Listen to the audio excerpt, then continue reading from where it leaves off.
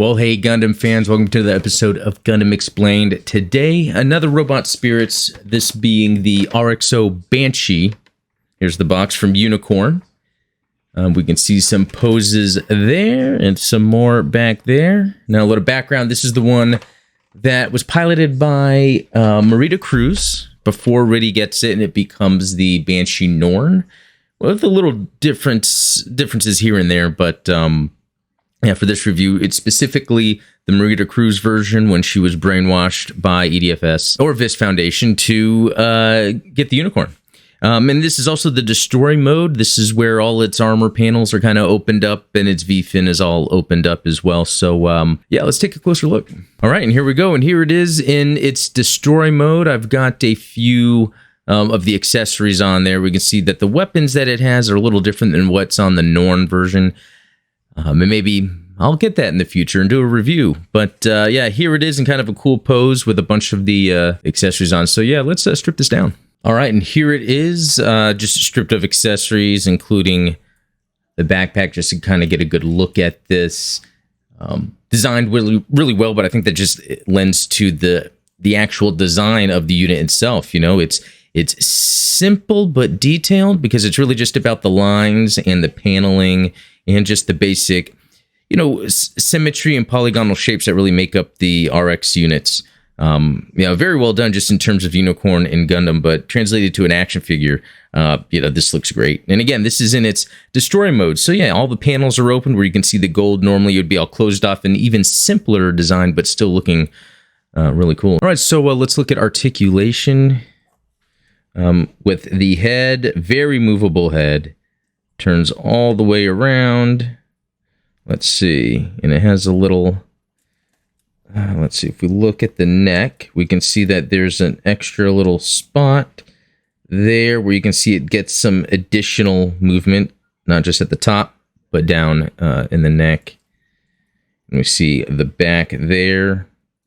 Yeah, looks down a whole ton. Look at that. Look at that. And looks up. Let's see. Let's get a better view of that. Looks up kind of...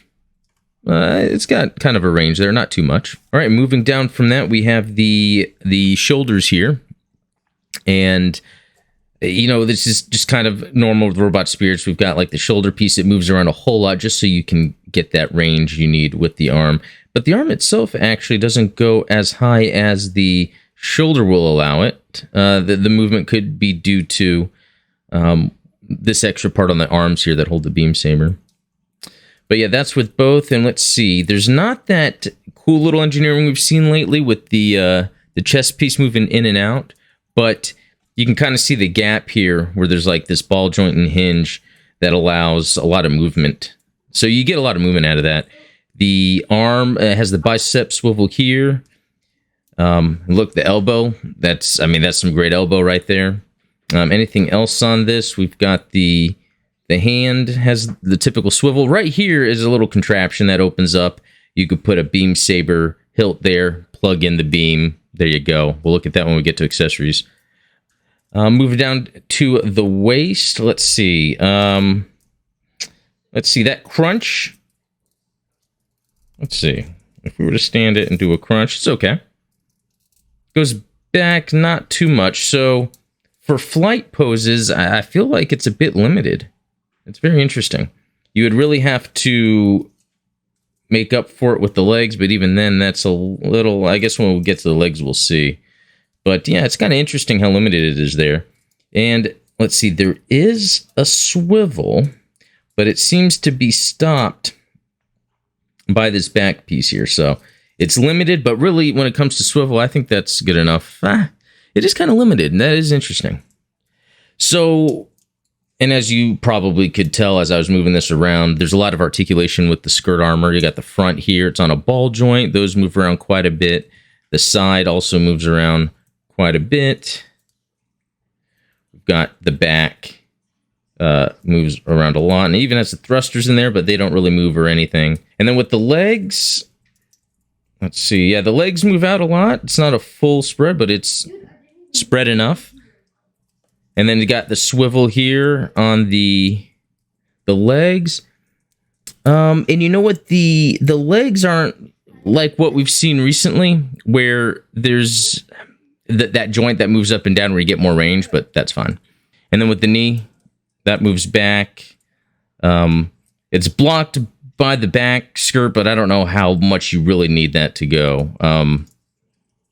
Yeah, if you were to use the swivel, you can get that back all the way. Again, is that practical? Is that canon? Probably not. And we can kind of see what looks really cool. Look at the knee as you're moving it, how it kind of has multiple areas within the engineering to kind of give off this animated machine look as it's opening and closing. Very cool looking. Okay, down at the foot, that has some pretty good range. Let's see. Yeah, the foot moves down, does that little toe thing, but it doesn't go the other way, which is interesting. I would rather have, I think, articulation going the other way. But I guess you can move it forward, and it actually then moves the shield part forward. Let's see. And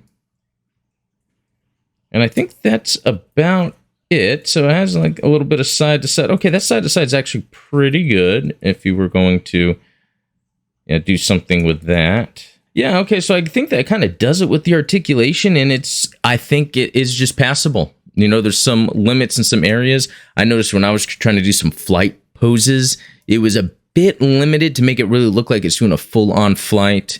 But hey, that's okay. Still pretty good. All right, let's take a look at accessories.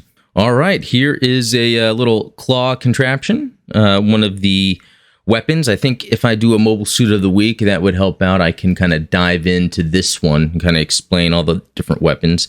But very cool. A lot of articulation here. And even down in here where there's the kind of the rotation, it seems to be on a ball joint of sorts. So yeah, very cool there. We've got this other weapon here that goes on the other hand, and it has its articulation for when it kind of, I guess, initiates or goes into place.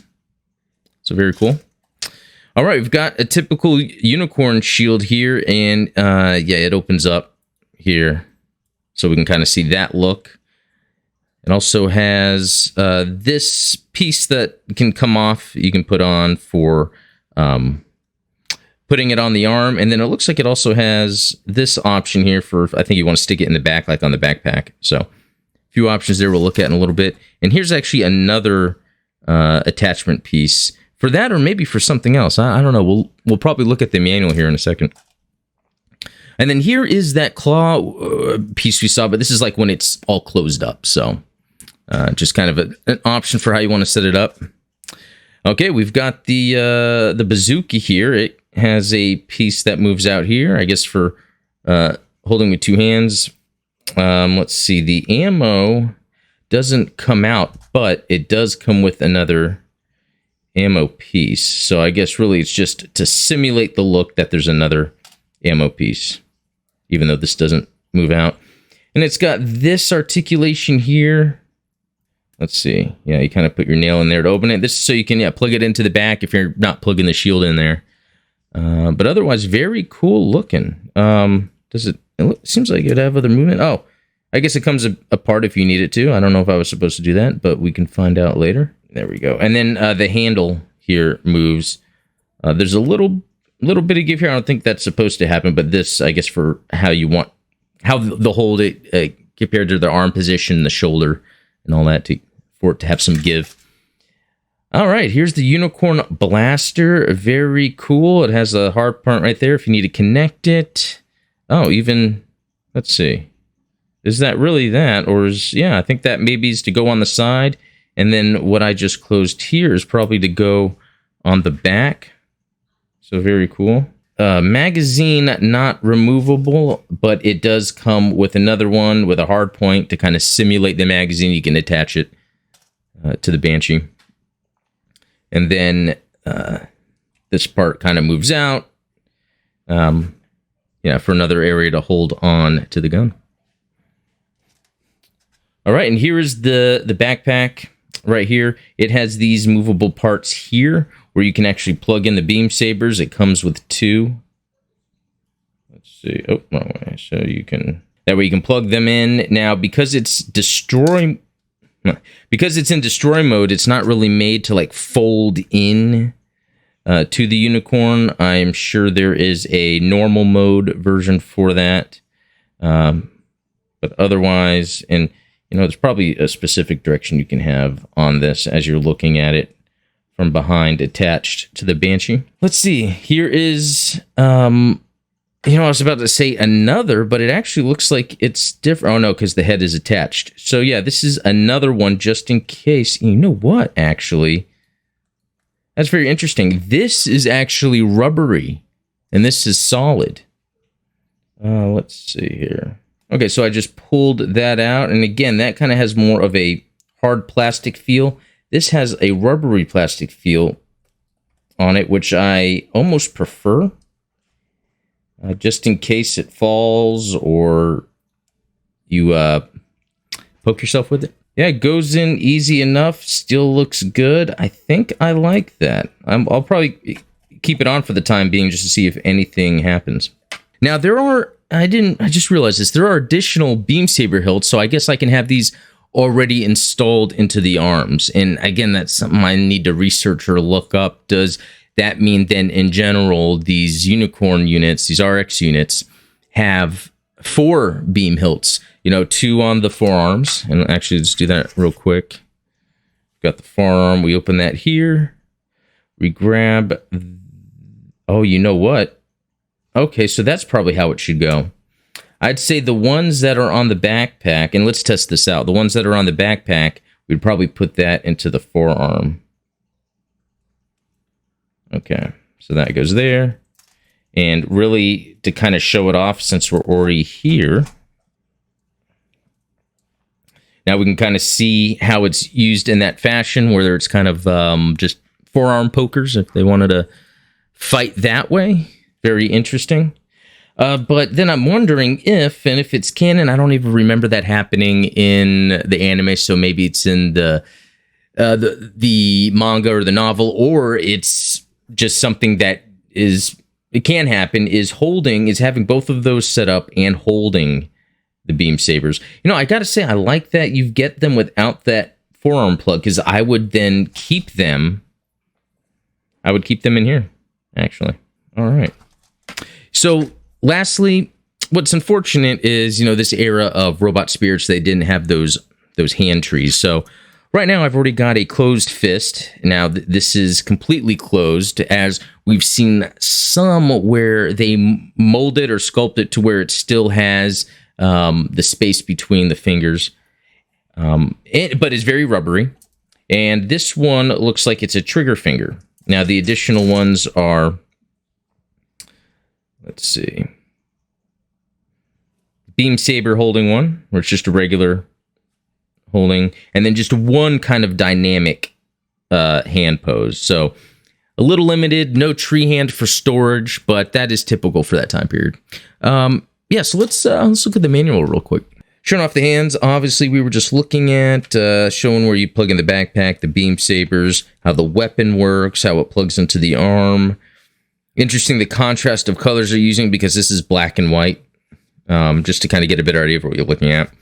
We have that hand claw, how it can open and close, but then a closed version that could plug in. And then we see with the shield how that looks. So the type of shield adapter used when you have the closed claw in, and the type of shield adapter to use when you're not. Okay, so you do have the option. If you have the closed claw on, you use the bigger adapter. If you're not, you use the smaller adapter for the shield. All right, on the back of this, we can see where they're showing how you plug in the beam saber to the forearm or the hilt itself. We've got the gun that can plug in to the forearm. Very interesting. And that's with that piece. Okay, so you can do it on the forearm.